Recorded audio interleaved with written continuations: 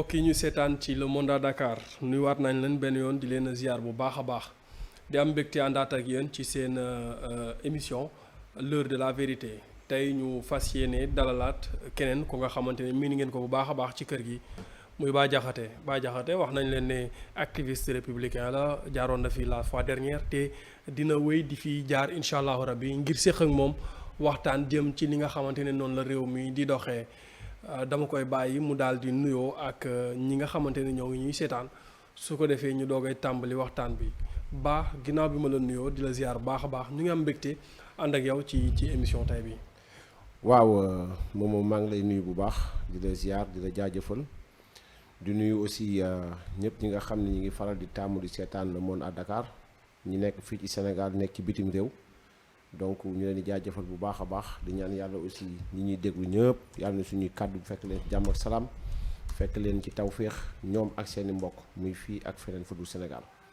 jaajëf Bah kontaan nañ bu baax a baax mbokk yi waxtaan bi dafay tourner autour de ñaari mbir jëm sax ñett li nga xamante ni moom mooy mbirum 94 milliards yi dinañ ci waxtaan bu baax a baax xuus ci waaye dinañ wax ci li nga xamante ni moom mooy. coalition Yewwi Askan Wi à Dakar bi nga xamante ni moom ñu bari jàpp nañ ne dañ ko ci rejet la jëm coow li bari lool ci seen biir ku ci nekk di tamante dëmm ci seen biir dinañu wax it li nga xamante ni moom mooy ci situation politique bu dëkk bi ñi nga xamante ni ñoom ñoo séq mbir yi nees mën a def ngir mën a xippil bët ñi nga xamante ni ñoom ñoo ñuy seetaan wala boog ñoom ñoo nekk ci Sénégal ngir Sénégal jàmm sax fi dàkk.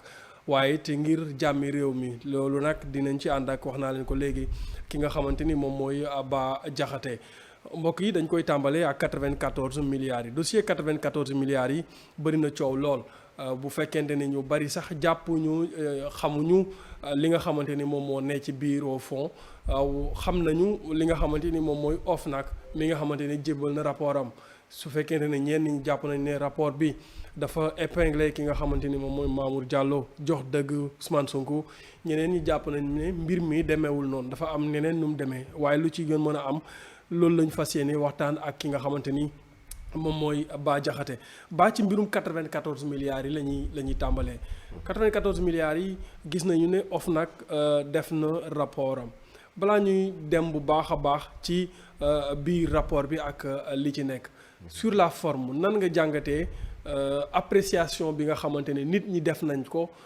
ci rapport bi nga xamante ni moom la OFNAC jébbal président de la République balaa ñuy dugg bu baax a baax ci fond bi.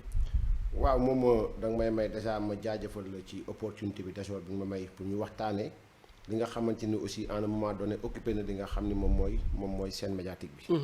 parce que boobu ba léegi ñu ngi dégg nit ñi di wax yi 94 milliards épinglé rapport Mamour Diallo Tahirou Sarr. Ousmane Sonko. donc dafay yellu ñu rappeler sénégalais yi parce que souvent Sénégal des fois nit ñi dañuy amnésique. dañuy gaaw a fàtte waxi 94 milliards lan moo ko yëkkati Sénégal. et je pense bien que Ousmane Sonko moo toogoon fii accusé Mamour Diallo. de détournement. oui ba muy wax ak sénégalais yi ñëpp di ko dégg dafa ne dafay accuser Mamour Diallo détournement deniers publics. à hauteur de 94 milliards. mu nekkoon wax ju rëy boo xam ni ça avait interpellé képp kuy sénégalais deniers publics yi amal la solo. ñu dem ba ci biir ab plainte daal di feeñ. boo xam ni moom Ousmane Sonko moo ko bind. ne def na ay weeri enquête waaye dafa mel ni jàpp na ni njortu na ni. lii war na niroog détournement mu xaw a wuute ak li nga xam moom la wax sénégalais yi ñëpp ñu koy dégg. maanaam la mu bind ci plainte bi ak la mu wax ci meeting la ko waxee. d'accord donc mu accusé ci meeting Mamour Diallo 94 milliards ñëw ci plaintam mu ne njort na ni yaakaar na ni lii ñu def nii mën na am détournement am ci parce que loolu mooy conditionnel. donc sénégalais di déglu ñu ñëw 2019 am rapport boo xam ne dafa génn daal di fuité. d'accord wala ñu génne ko ci plateforme bu ne. ñu ne OFNAC dafa épinglé kii di Mamour Diallo Tahirou Sarr ak Maysa Ndiaye. donc ñu commencé l'OFNAC jox na raison Ousmane Sonko tout d'abord li ñuy njëkk tàmbali mooy OFNAC rôle am newul ci poursuivre nit du rôle am OFNAC rôle am nekkul ci mu takkal doomu aadama du rôle am OFNAC rôle am du sax qualifier ay faits parce que le maître des poursuites c'est le procureur de la République oui moom mooy toppaati qualifier ay faits c'est le procureur de la République donc OFNAC chambre administrative la boo xam dañ ko dénk lépp loo xamante ni dafa jëm ci corruption concussion wala demee noonu ba Ousmane Sonko bindee nag OFNAC déglu ko daal tàmbale enquête am def enquête jébbal ko ñi mu ko war a jébbal ba mu defee loolu Ousmane Sonko ci boppam daal di parce que ba mu waxee ak procureur daf ko wax ni maanaam yow du yow yaa war a topp koo xam dafa dem ñu koy jiiñ lu jëm ci mbirum deniers publics parce que loolu du sa rôle. ok rôle Ousmane Sonko nekkul mën na dénoncer mais mën na plainte ci turu état du Sénégal. ok dama la wax exemple bi gën a ndaw. maam yow moom bu nekkee da nga plainte nit. ndax dafa jël sa alal. dans ce cas bu ñu leen attee ba yow nga am ndam da nga war a am dommage et intérêt. oui maintenant bu nekkee deniers publics la est-ce que Ousmane Sonko bu fekkoon dem na ba am ndam ndax dañ koy jox dommage et intérêt. est-ce que soxla na ko tamit. non amul soxla wala ñàkk soxla c'est-à-dire que ni dama la jox exemple dama ne. waay allez-y. dans la voie normale des choses.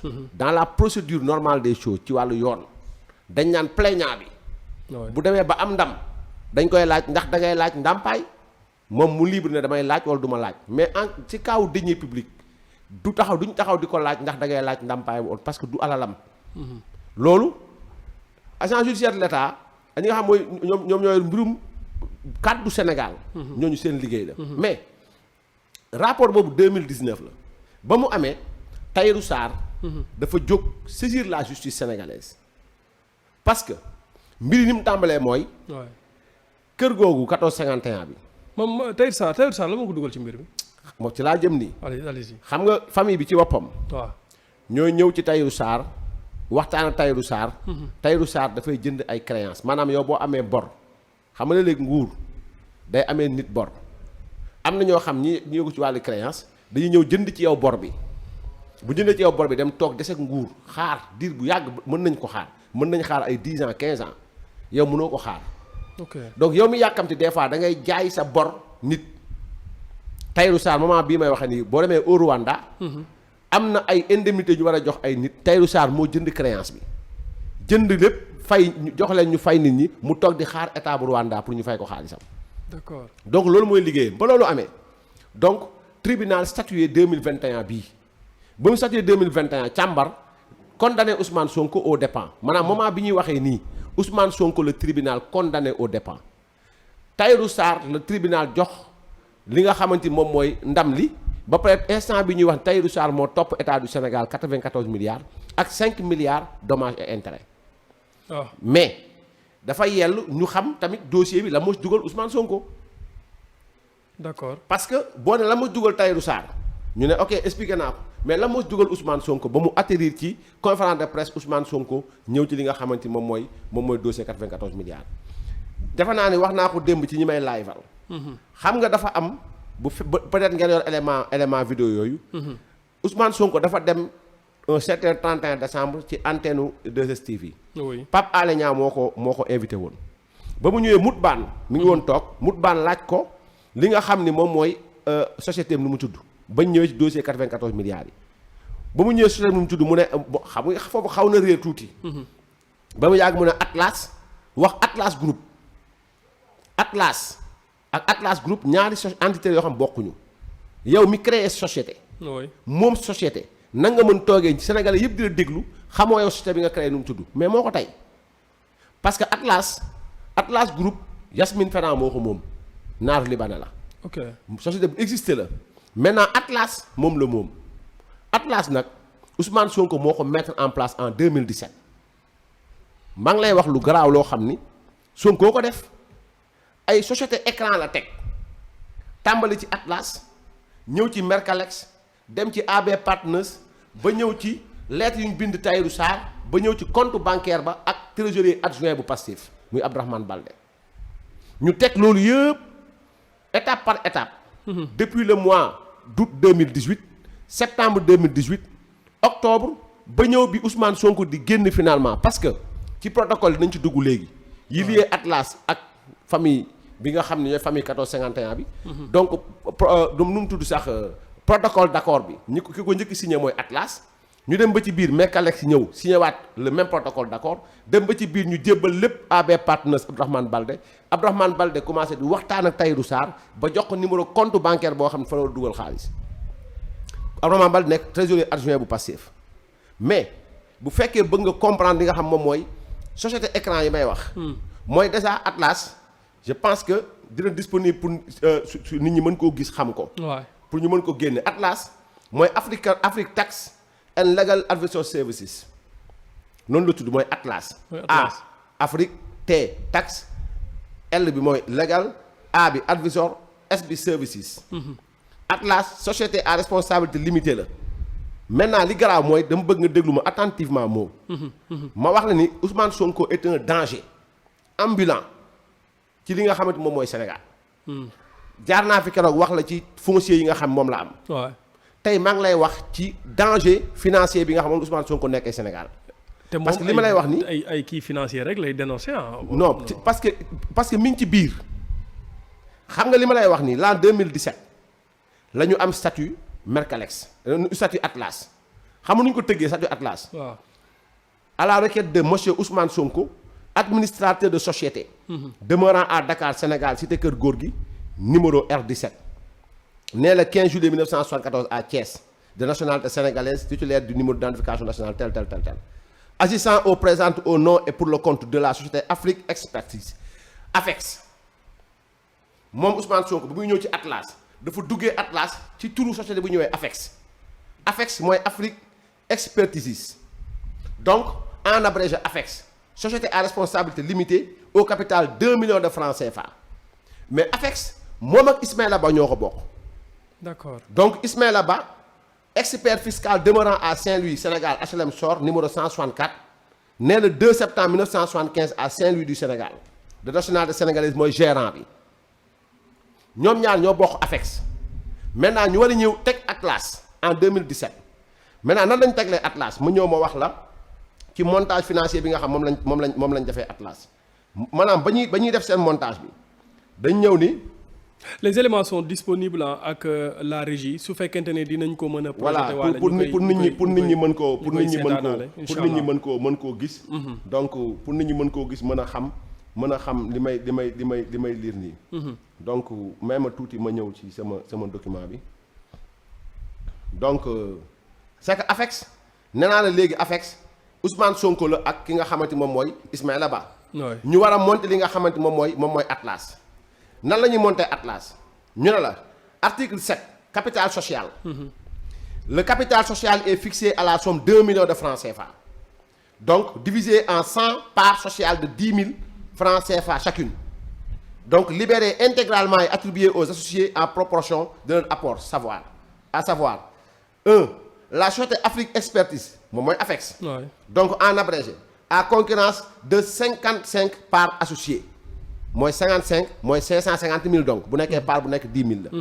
donc monsieur donc la société dénommée Afrique Expertise donc à concurrence de 55 parts associées monsieur Ismaïla Ba à concurrence de 45 parts associées maanaam mooy 450 000 donc représentation li nga xamante ni moom mooy part sociale yi donc li muy indi foofu wane ko foofu mooy.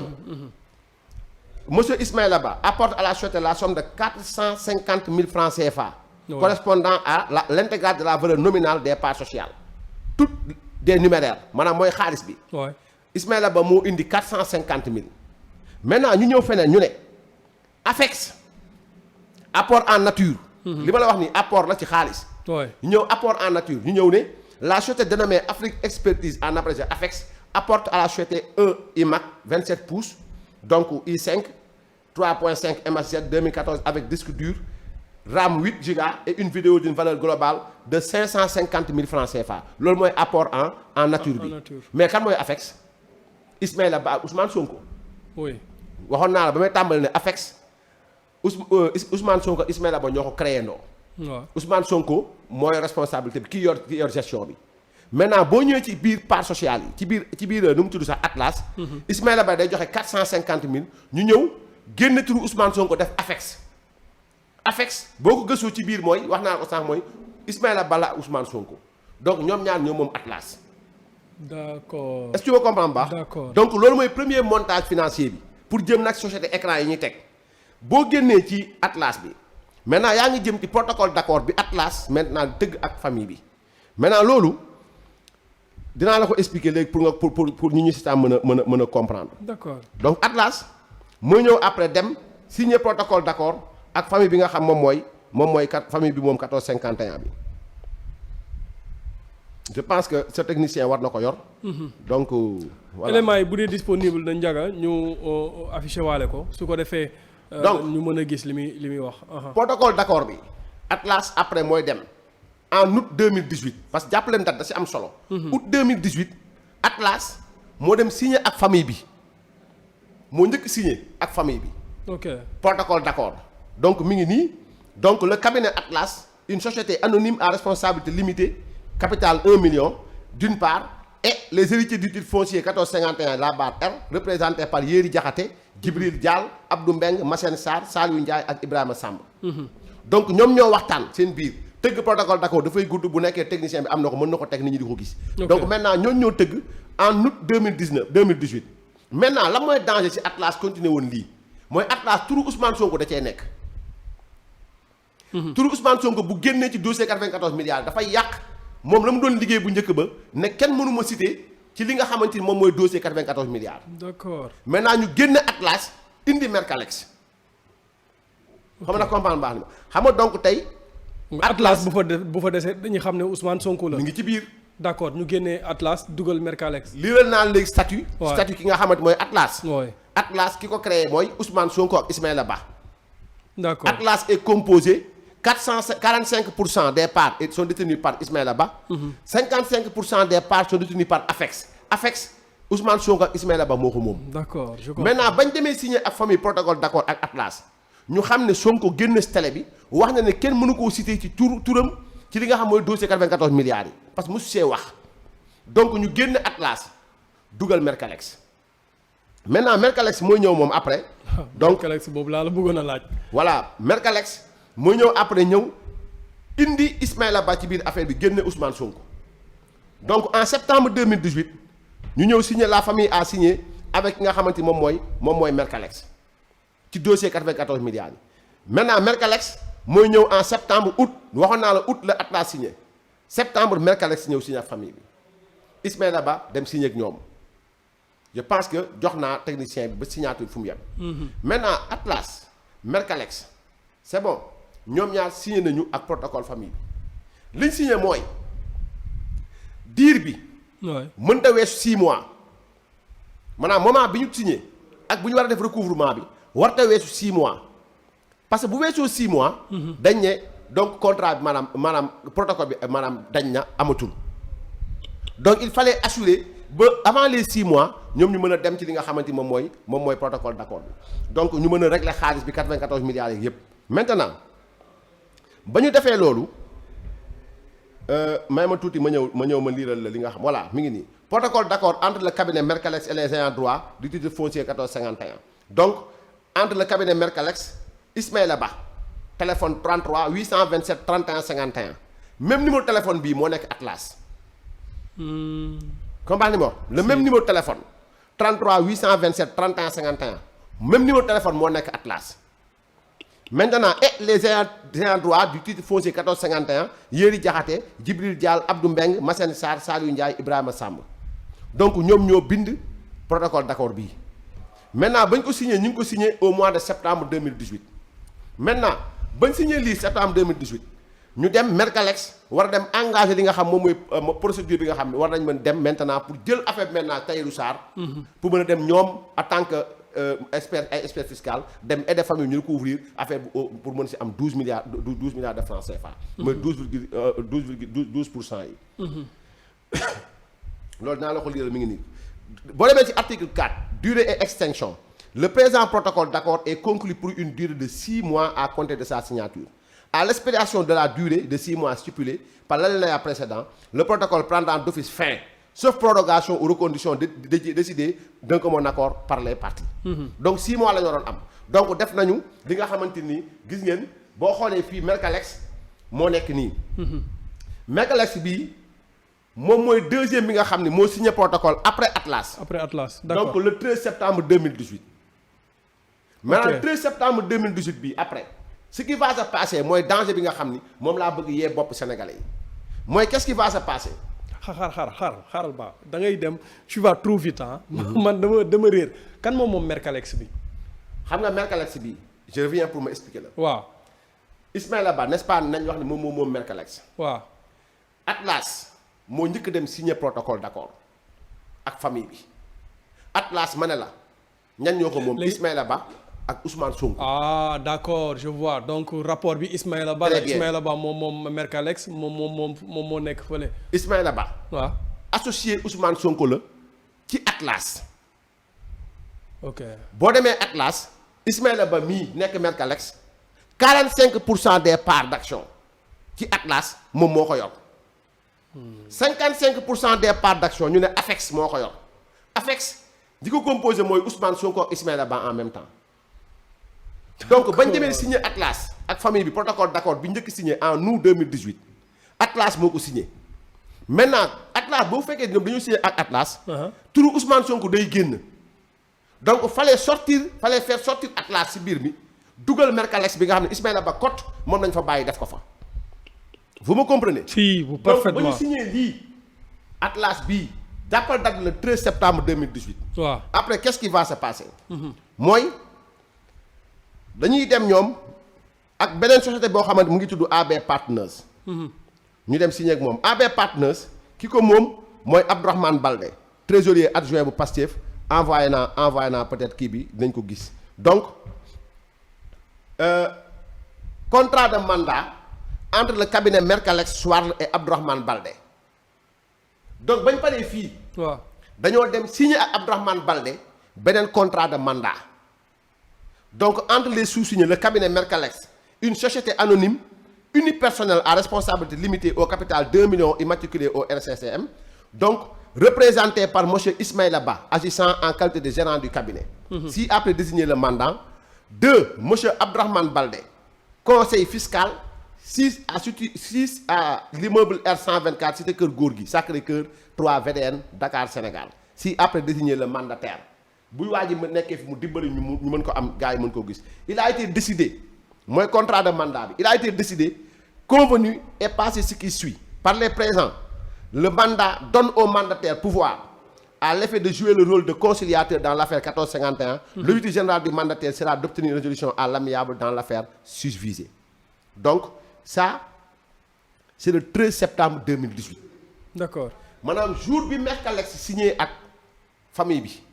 Le même jour la ñu signé contrat de mandat diggante Mercalex ak Abdourahmane Baldé trésorier adjoint de Pastef.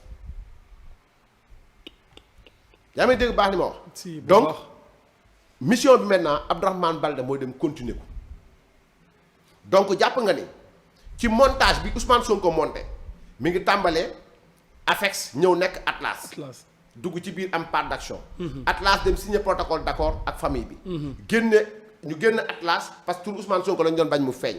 ñu dugal Mercalex. Mercalex dugg signer protocole d'accord ak famille bi. Mercalex bi mu génnee dem wooyi Abdourahmane Baldé trésorier Pastef. donc ñu jox ko li nga xam moom mooy contrat de mandat. donc Abdourahmane Baldé qu'est-ce qu'il va faire maintenant le 13 septembre 2018 donc la Abdourahmane Baldé. jot contrat de mandat ci ki nga xamante moom mooy Mercalex Ismaïla Ba donc ba mu ko jotee li mu njëkk a def mooy lii may liir nii avocat Tahirou Sarr moo saisir justice ci tentative d'extorsion de fonds faux usage de faux yi Mercalex ñoom Ousmane Sonko Ismaïla Sarr ak Abdourahmane Baldé doon def intimidation en la personne de Tahirou Sarr. D'accord. mooy procès verbal de constat l'an 2018 le 26 octobre. À la requête de monsieur Seydou Sarr demeurant au 19 rue Carnot angle Mass Diokhane donc ma tëb yenn affaire lequel nous a exposé que depuis quelque temps des messages écrits lui sont envoyés sur son téléphone mobile portable par le sieur Abdourahmane Baldé, lequel use de faux dans le but de lui extorquer de l'argent. Que cette situation, qui est devenue un harcèlement effréné de la part de M. Baldé, l'embarrasse et lui cause un réel préjudice. C'est pourquoi il nous requérait de constater la véracité des faits et d'en dresser procès verbal. Donc avocat bi procès verbal def jël message ak appel yi. Maintenant le 13 daa la waxoon léegi ne ci lañ signé Mercalex. Ouais. Le 13 septembre 2018. le 13 septembre 2018. À minuit 4 minutes Abdourahmane Baldé envoyé message Tahirou Sarr ne ko bonjour monsieur Sarr, je m'appelle Baldé. Je vous contacte à propos du dossier d'acquiescement avec les familles Ndoye pour un règlement définitif après ma rencontre avec Sonko. Il a envoyé le message à 0h 4 minutes à Tahirou Sarr. Est-ce que vous me suivez? Donc, le vendredi 14 septembre 2018, mu envoyé votre message à partir de 11h33 minutes. Bonjour, j'ai tout ce qu'il faut et ce que vous aviez demandé. Nous tentons qu'on est d'accord. Je suis aux finances publiques, dès que vous êtes disponible, je vous passe, reçu à 15h57 minutes. Tahirou Sarr off ko, madame tonton ko. Je suis aux finances publiques, je suis toujours en ville, mu tonton ko. J'ai un message à vous transmettre, tonton ko. Je suis au ministre des Finances pour donner au boss de document, Inch'Allah, reçu 19h29. Donc, ministère des Finances. Donc, samedi 15 septembre 2018, mu ñëwaat encore à la charge. Donc, lundi 17 septembre 2018, mu revenir à la charge. Maintenant, le 21 septembre 2018, il n'a pas obtenu des réponses de la part de Tahirou Sarr. Dernier message bi mu ko jox mooy bonjour, je rencontre la famille aujourd'hui pour la continuité de l'affaire du 1451. Donc procès verbal bi le avocat bi jël jébbal ko yoon. Maintenant le 21 septembre 2018 la lii am. Le 24 septembre. Oui. Le 24 septembre. moom mii nu mu tudd sax Abdourahmane Baldé bind lettre Tahirou Sarr pour wax ko ni dossier bi nga yor tôt ou tard da nga koy perte parce que en matière d'acquiescement en matière de nu mu tudd sax d'expropriation foncière maanaam pour cause d'utilité publique mënul am intermédiation te ñoom ñu ngi ci intermédiation mais dañ bëgg a wax Tahirou Sarr ne ko en matière d'expropriation maanaam ku ñuy génne sa kër pour cause d'utilité publique maanaam sa kër jaar foo xam ne raay bi dafa waroon jaar ñu walla exproprier donc maintenant loolu mënul am ku dox sa diggante ak nguur loolu lañu gëmloo loolu lañu bëggoon gëmloo Tahirou Sarr pour nangu dossier bi ci moom Tahirou deful intermédiation Tahirou li mu def mooy dafa jënd bor bi ci famille bi moom léegi mbir mi dañ ko waxtaanee ba pare devant notaire famille bi nangu Tahirou fay 2 milliards 500 millions donc benn ñaareel bi mooy mu ne ko donc li nga fay famille bi dafa ndaw. Abdourahmane Baldé waxuloon. très bien par rapport ak li nga xam moom nga la waroon fay Tahirou tontuwu ko moom ba mu bindee ba pare mu dellu ginnaaw Mercalex ñëw bindaat encore parce que Tahirou dafa yor ñaar dafa yor CFI ak Sofico ñaari entreprise la. maintenant ñoom ñaar ñëpp dem à la charge. maintenant bañ ko bindee ba pare ñu boole ci compte bancaire bi nga xam ni jox naa ko sa kii na ma dimbali ngir yàlla mu teg ko njaay gis ko mooy compte bancaire bi nga xam moom lañ jox Tahirou Sarr pour au cas où xaal fan la war a dugg compte bancaire bi c'est au nom de Mercalex. Maintenant comment se fait-il que Mercalex signé mandat. ak Abdourahmane Baldé war a dem jëli ji xaalis bi kon lan lay doyee cabinet Mercalex pour defaat fa xaalis bi nga delluwaat ginnaaw nga xam ne Mercalex Ismaïla Ba moo ko moom delluwaat ginnaaw xam ne Ismaïla Ba mooy partenaire Ousmane Sonko ci message bi Abdourahmane Baldé envoyé Tahirou Sarr daf ko dama waxtaan ak Sonko ba pare moo tax ma woo la kon Abdourahmane Baldé agit pour le compte et au nom de Ousmane Sonko benn ñaar bi mooy dans li nga xamante ni mooy Pastef Abdourahmane Baldé occupe un rôle principal muy trésorier général la fa adjoint donc mbir bi doon dem montage bi ñu def ci ay société écran mooy Sonko doon dem toog fële gëmloo ñëpp ni moom feeñu ci waxu ci jël Mercalex yóbbu ko en avant Mercalex Ismaïla Ba moo fa nekk ñu jël Mercalex jox Abdourahmane Baldé pour Abdourahmane Baldé dem wax ak ki nga xam mooy Tahirou Sarr maintenant loolu yëpp ba mu amee ba am Tahirou tontuwu leen ci la Ousmane Sonko jël ay responsabilités am génn nag parce que 6 mois mi ngi doon waaj a mat mu génn télé doon wax j'accuse Mamour Diallo de détournement de 94 milliards. D'accord parce que dañoo def pression ba sonn pression bi sottiwul ci la Ousmane Sonko door a génn télé wax alerte population bi pour maanaam teg pression ci Mamour Diallo teg pression ci Tahirou Sarr pour dossier boobu parce que dañ leen ko menacé ba pare menace sottiwul Tahirou Sarr faalewu leen Mamour Diallo faalewu leen ñu door a génn télé nag maintenant pour génn wax ak sénégalais yi si 94 milliards mais boo génnee di wax. wax leen ni man doon naa ci dox pour am ci 12%.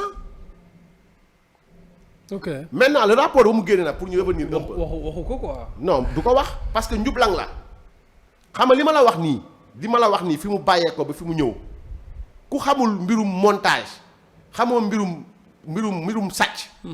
ci wàllu suuf mbirum sàcc ci wàllu xaalis. oh mais parce que c'est trop compliqué en fait. c'est trop compliqué li ngay wax nii c'est-à-dire processus bi ñu jël pour monter société yooyu yëpp ba parvenir à là-bas c'est compliqué en fait. ce technicien bu fekkoon am nañ ko à l'image mën naa jóg mu expliquer la benn par benn ba ñiy suivre ñu mën a comprendre que ni dans l'affaire des 94 milliards bu ñuy wër sàcc bu mag bi nañ dem jàppi Ousmane Sonko parce que moom rek moo wax loo xamante ni yoon dafa war dem jàpp ko. moo génn 31 décembre mu wax ni kenn mënuma lim ci mbiru suuf si moo ko wax. mbirum 1451 bi 94 milliards yi kenn bokkuma ci il l'a dit Sénégalais yëpp di ko dégg mu dem rocci Atlas dugal Mercalex parce que xam na ne Atlas turam mi ngi ci mu rocci Atlas dugal Mercalex maintenant loolu laa la wax ni de Afex à Atlas Mercalex AB Partners bu Abdourahmane Baldé ba ñëw ci. li nga xamante ni moom mooy recouvrement à partir des comptes bancaires bi nga xam moom moo nekk CBAO. donc loolu laa la wax ne mooy sote écran yi nga xam ne Sonko da ko tegoon dans le but récupérer xaalis bi dem yóbbu ci compte Pastef. d'accord donc loolu maintenant nag ba mbir mi amee Tahirou Sarr dafa dem porter plainte moom. en 2019. porter plainte ba mu porter plainte mu am appel bon ñoom dañu bindoon OFNAC bind procureur de la République procureur wax li maa ngi koy wax sànq ne Ousmane Sonko mënoo taxaw en tant que partie civile.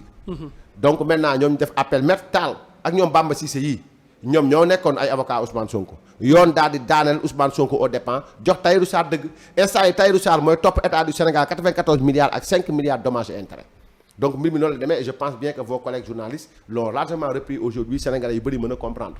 waaw parce que moom laa lay wax ne la man dama am sérieux problème de communication ci mbir mi parce que su ma xoolee de l'autre côté ñi nga xamante ne ñoom ñooy des avocats de Sonko wala ñi nga xamante ne ñoom ñooy les partisans de Pastef dañuy wax ne OFNAC donne raison à Ousmane Sonko et épingle Mamour Diallo c'est-à-dire boo demaatee ba tey ñu ñëwaat ne la tey Mamour Diallo OFNAC a désavoué Ousmane Sonko c'est-à-dire il y a un sérieux problème d'interprétation ku ci nekk da ngay interpréter selon moom ni nga ko non xam nga l'OFNAC wax naa la ko sànq. OFNAC dafa am ay missions yu ñu ko jox. OFNAC du mooy tëj du mooy tijji. waay OFNAC du taqal du tuumaal. OFNAC du toppaate. OFNAC du qualifier ay faits. loolu du rôle am. maintenant en 2019 OFNAC daf na rapport am joxe la mu gis. vous me suivez. maintenant boo demee ci appel bi nga xam ne cour d'appel dernière session bi le 12 su ma juumalee juin 2021. oui xaw ma juillet 2021. mais la cour d'appel dafa dindi lépp loo xamante ni tribunal grande instance hors classe bu Dakar li mu àtte woon yépp ci dossier da koo sànni fële. mooy li doon wax ni Tahirou Sarr amul droit def intermédiation diggante famille bi ak état. loolu dañ ko dindi. d'accord àtte ki nga xamante ni moom mooy Tahirou Sarr jox ko dëgg. ok comment li ma wax. donc loolu mi ngi am au mois de juin xaw ma juillet 2021. donc loolu moo jox raison Tahirou Sarr ñu condamné Ousmane Sonko au dépens maintenant ne ko yow maanaam nekkoo ci dëgg. vous me suivez. si bu baax benn ñaar bi mooy lan moo tax Ousmane Sonko. OFNAC dégg laaju ko preuve yi ci li muy wax. benn ñaar bi mooy lan moo tax Ousmane Sonko OFNAC woowu ko ne ko yow lan nga ci doon dox ci dossier 94 milliards yi. c'est une très belle question loolu. gars yi dañuy jàpp ne peut-être OFNAC roule pour Macky Sall moo tax woowu ko daf ko war a woo pour déglu ko donte dénoncé na ko ñu xam. OFNAC déglu na Ousmane Sonko dressé rapport am mais OFNAC laa wax lan moo tax woowuñu Ousmane Sonko dégg nañ mbirum 94 milliards 12% yi lan moo tax woowuñu Ousmane Sonko laaj ko ci 12% yi. parce que ñoom ci mbir mi dañ cee signé ak famille bi di ci laaj 12% sottiwul OFNAC dafa waroon woo Ousmane Sonko ci li nga xamante ni moom mooy 12% yi mu waroon am ci commission bi ndax intermédiation wala du intermédiation parce que Tahirou dafa jënd bor Ousmane Sonko doon dem di doxal famille pour récupérer xaalis bi pour am ci 12 milliards donc ñaar ñii. kan moo ciy sàcc Sonko la parce que dañ la wax ni amul intermédiation maanaam nit mënul dox diggante famille bi ak li nga xam mooy nguur gi Tahirou Sarr doxul diggante famille bi ak nguur gi Tahirou dafa jënd bor bi ci famille bi pare nañ ci moom mooy doom dox diggante moom ak nguur gi moo am Tahirou la ak nguur gi état du Sénégal mais famille bi bokkatuñ ci parce que jaay nañ ko ba pare.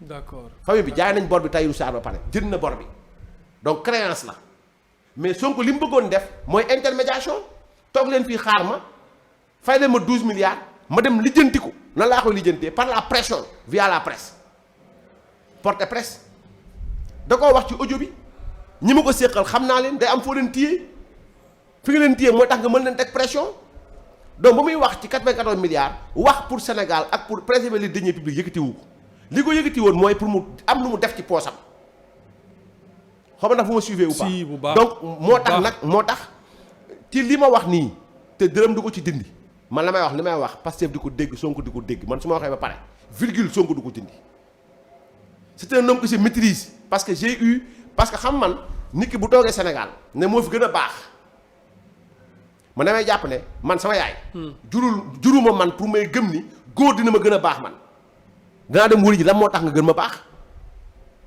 vous me comprenez si. donc maintenant Sonko rien dans son parcours moo lay wan ni kii nit ku baax la ci kër ci ay kër maanaam ci suuf j'ai les droits réels jaar naa fi keroog wax naa ko j'ai les droits réels këram gi mu amoon si ses donc loué ba 2018 janvier 2018 mu enregistré ko conservation foncière octobre 2018 mu jaay ko Astou Gueye j'ai les titres maa ngi droit réel yi